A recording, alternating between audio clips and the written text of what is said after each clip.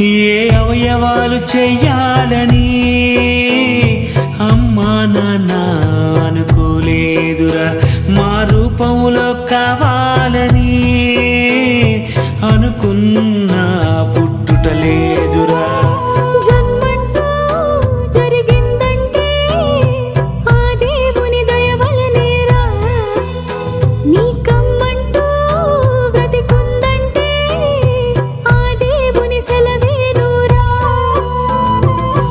జీవితం మా దేవుడే ఇచ్చాడని చెప్పాలిరా, ఇది చెప్పాలని ప్రతి మనిషిని పుట్టిస్తాడురా, ప్రతిగా ఆ దేవుడిరా.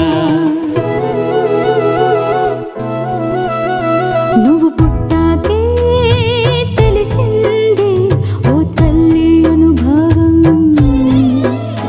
నువ్వు పుట్టాకే తెలిసింది ఓ తండ్రి అనుభవం.